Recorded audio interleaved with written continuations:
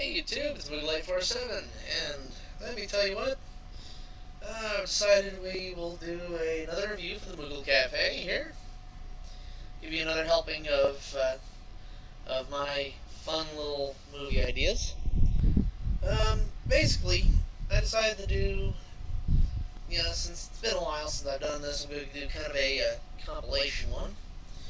And I am actually going to be talking about Batman and Superman movies. Now, this is only because we have Batman v Superman coming out here in a couple of weeks. So believe me, to me, I am looking forward to this movie. Because I liked Man of Steel, I loved it, and I cannot wait to see this thing in action. Now, first off, I will warn you that I know there are a lot more Batman and Superman movies out there, but I don't own all the ones that a lot of people are looking for, or that are out on like TV series and whatever. I don't own all of those. All right, but I do own all the live-action Superman movies, and I figure it's a good thing to go with. And believe me, I've got material. Alright, so, without further ado, let's talk Superman the movie. Directed by Richard Donner. And, it had a good group of people for it. You had Marlon Brando as Jor-El, Gene Hackman as Lex Luthor, Christopher Reeves. I keep wanting to call him Keanu for some reason. Damn it, Keanu. But it's Christopher Reeves as Superman, Clark Kent, and you got Margot Kidder as Lois Lane, and you had like a who's who of 1970s, American movie actors. And for the special effects they used, granted you can tell it's blue screen anymore, but for the time it looked really good. You actually could think that this is really there I go again. This is really Christopher Reeves. Must be thinking of the Matrix or something. This is really Christopher Reeves as Superman flying, and that is really cool. Because I think before the only thing we had that was Superman flying was one cartoon serial series, and the old live action TV series, which starred George Reeves, and those were pretty good still. But this to us was like, holy cow, this is how to do Superman. And it was a great movie. Come on, the thing was done. The story was written by Mario Puzo, the guy that wrote the story and script for the Godfather movies. So it's there, and the music's done by John Williams. You know that this is going to be a fantastic movie. Well, and it was. And believe me, the copy I've got here has a few extra deleted scenes and some scenes rearranged or whatever, but it still has a coherent story of Superman's origin, where he comes from a doomed planet called Krypton, and where after landing he's raised by his parents. And sadly, this movie was where they got the trend that I really wish that Hollywood would freaking stop doing. But it's the trend of, hey, Superman's tragedy, let's kill off Jonathan Kent. No, Superman's tragedy is he is the only one. There is nobody else like him. Now, granted, we got Supergirl, but I'll get into her logic later. Well, actually, probably not even in this video, but I'm not even going to include her in this, because, God, the Supergirl movie just, oh God. But the actual TV series going right now is pretty good. I like it. So yeah, like I said, it was a good story of Superman's origins. This is going on, and then you hear about Lex Luthor trying to do a land scheme to get rich. And he's going to endanger a bunch of lives unless Superman can stop him. There you go. Basic Superman movie. Good movie. Then you had Superman 2, which was intended to... I mean, it's still being written... story is still by Mario Puzo, I do believe. But the thing is, Richard Donner was starting to direct it, and then they switched to Richard Lester. And boy, does it show. But this movie was fantastic. It even... I mean, it had the same actors back from the first movie. Which, oh yes, I also forgot. The first movie has 3 villains that they set up, and they come back in this. And biggest thing out of that is that the leader of these villains is played by Terrence Stamp, who is still one of my favorite actors today. Seriously, that guy passes on. That's gonna hurt. But he played General Zod, which that's a fun character to always play as. But like I said, as fun as that version of the movie is, the one you want to find is this: the Superman 2 Richard Donner cut, because this feels much better. Because compared to the first one, or the first version, it had too much goofy humor to it. That one was even better. Like, for instance, Superman, revealing his identity to Lois Lane was not a whole thing of, oh, well, he trips and nope, his glasses fell off and his hand had to go in the fire to get it, and oh, he puts his glasses back on and he's like, oh yeah, I'm alright, oh no, it's fine, oh, you're not burned, oh, you're Superman. You don't have that. What do you have? You have this whole scene of Lois Lane arguing with Clark, and Clark going up and watching in horror as she pulls a gun on him and fires at him. And right after she shoots him, he goes up and he goes, if you had been wrong and and I had not been Superman, you would have killed Clark Kent. And she goes up and goes, with blanks? Gotcha. There you go. That is awesome, because the idea is then, for that movie, she had figured out that he was Superman. I mean, that's one of the things that was really cool. Oh yes, and one of the other things that's nice about the Richard Donner cut, they don't do the freaking kiss of forget. They kind of have him do a rehash of what he did in the first movie, but I'm not even going to get into that logic, because it's still a good movie. And sometimes if it's a good movie, and it's based in the comic book lore, I'm going to go up and go, whatever. Now, sadly, after that, we go to the Dark Ages of Superman. And oh god. This is where the downfall of Superman started. Granted, the comics were still going and they were still awesome, but But we are talking Superman 3. Oh god. I mean, this movie hurts. I mean, seriously, the biggest thing they did for this was they said, yeah, Richard Pryor's in it. Great. And he's not even using his A material. He's trying, but since this movie is rated PG, yeah, they had to do a lot of censorship. But the good thing about it though was, well, actually I'm having a hard time thinking of it. Oh yes, well, the good thing about this copy, I'm still rocking the VHSs. That's right, I'm fucking old out here. Anyway, but no, the good thing with this is that, the story itself is about this computer programmer that gets picked up by these people. And these people are trying to build a supercomputer that they can use to take over the world.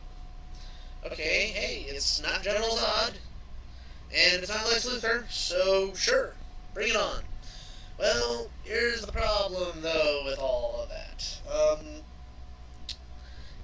people, they build this supercomputer, and Richard Pryor tries to recreate kryptonite. Unfortunately, they don't have all the freaking mineral materials to make it, and he makes a version of kryptonite that ends up being kind of a thing that makes Superman just kind of a jerk. Yeah, I don't care. The movie was just, God. But it's still better than the next one. Because the next one, oh God. Superman 4, The Quest for Peace. Oh God. Okay, short story for this. You can tell those are the only two that I don't have on DVD, and I'm okay with that. I mean, eventually I might want to get the DVD copies, but a little busy. Anyway, but with Superman 4, this kid writes to Superman and tells him, hey, can we get rid of nuclear weapons? And Superman's like, sure, screw the freaking process of the UN. I'm just going to go ahead and get rid of your nuclear weapons. And everyone lets him do it. And, so then there's an extra B plot where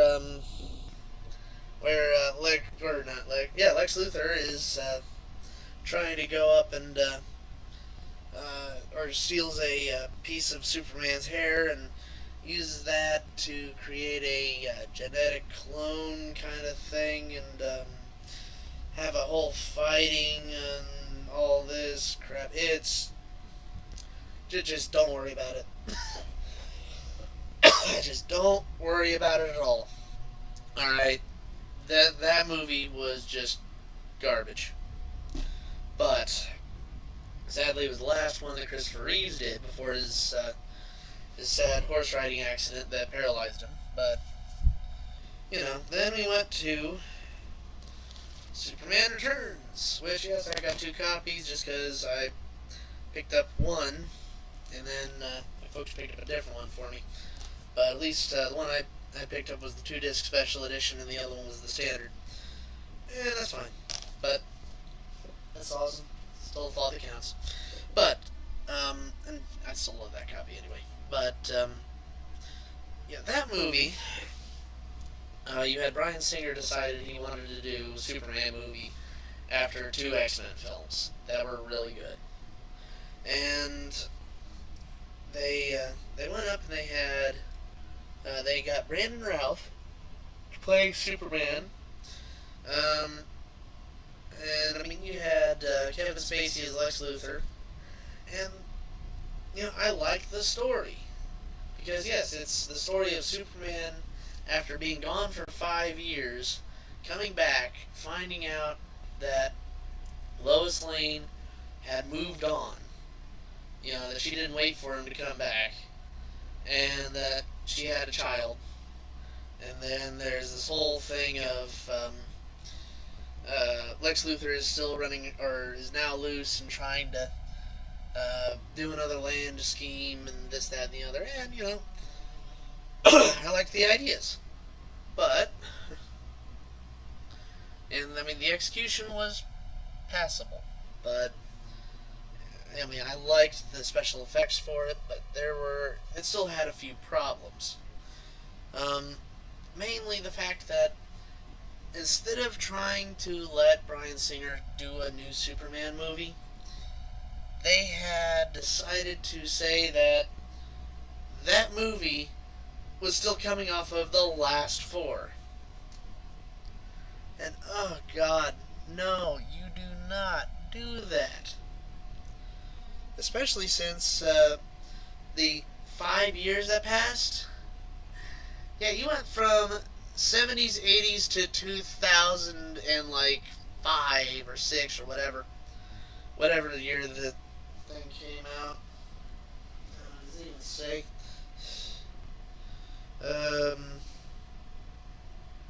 Yeah, 2006. Hey, I guess I'm right. Alright. But, maybe in 2005. I don't know. But, yeah, they finally got a Superman movie out. I was happy with it. but a lot of people weren't, especially towards the end. But I'm not going to spoil it.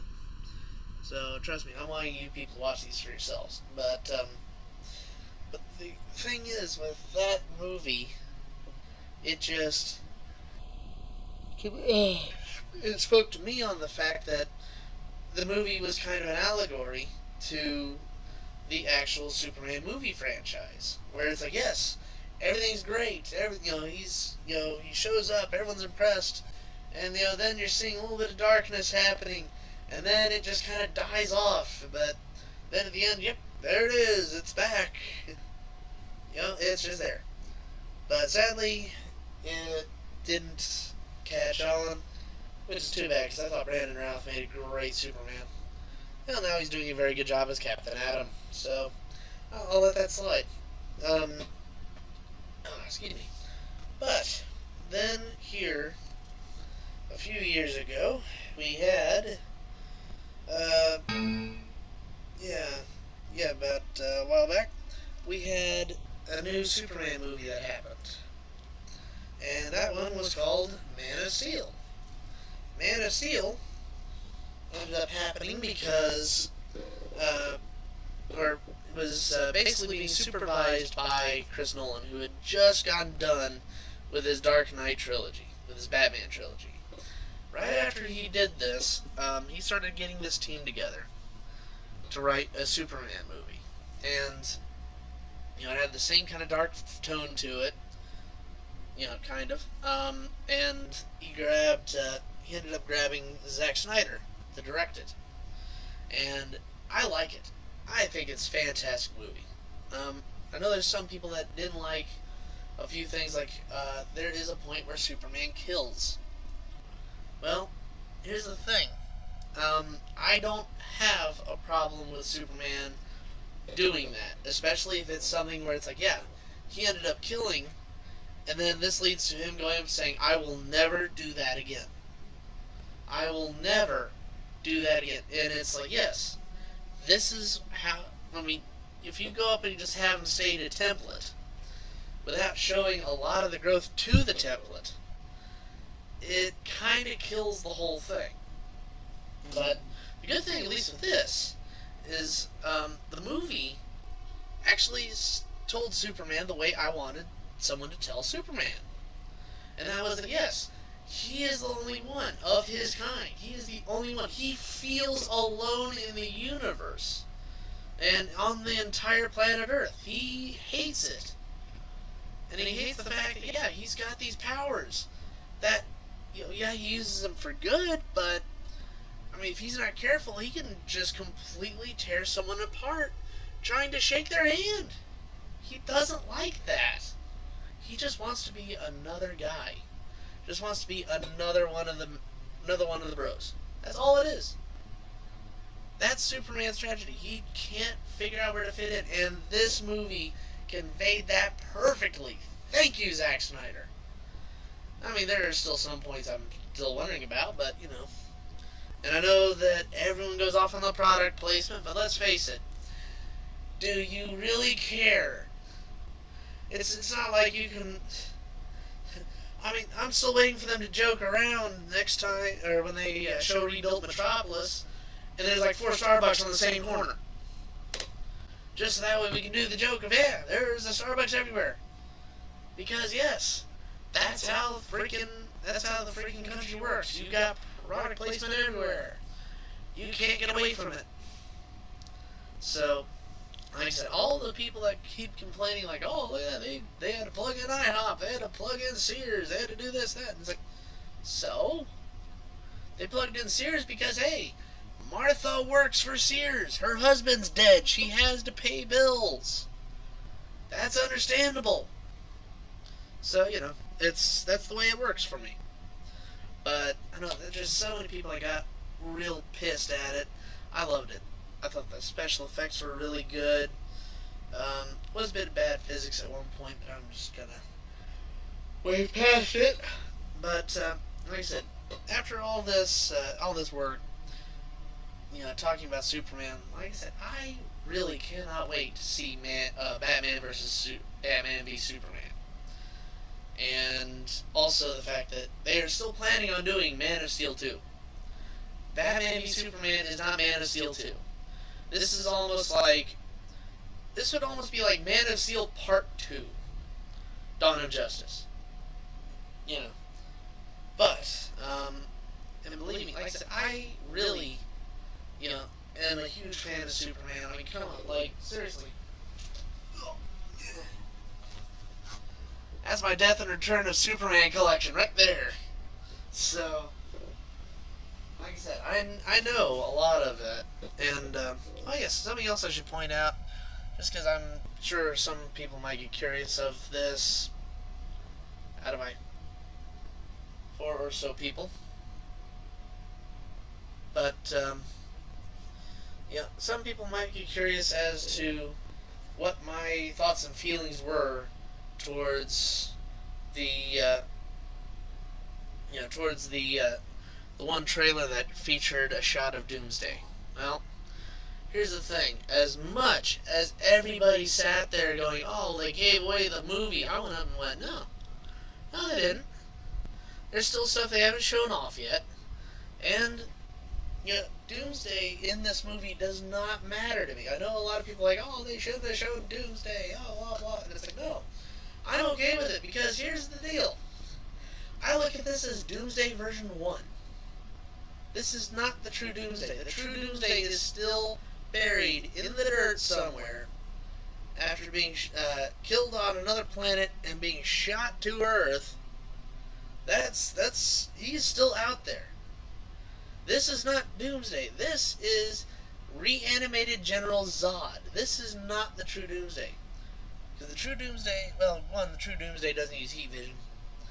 But, like I said, I do feel like, yeah, Kryptonians all carry the Doomsday gene.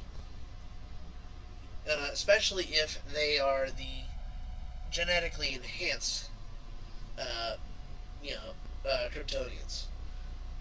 Which is why Clark doesn't, or why Superman doesn't turn into one. Because he was the first natural birth.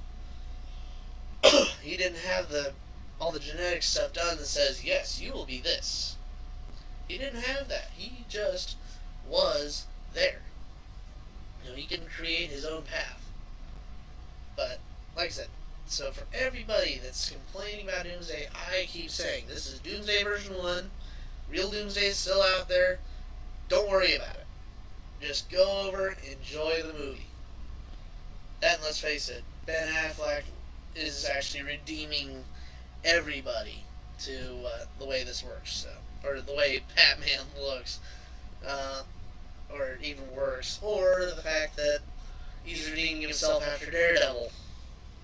And believe me, we'll have that review at some point too, so, but like I said, overall, I liked the movie, or I liked the movies, I like the Superman movies, and I am looking forward to seeing Superman and Batman actually duke it out. So, hey, you know, like I said, it comes out in a few weeks, and hopefully I will see you guys there when I do. So, hey, you know, Moogle 847, and we are signing out. Take care, y'all.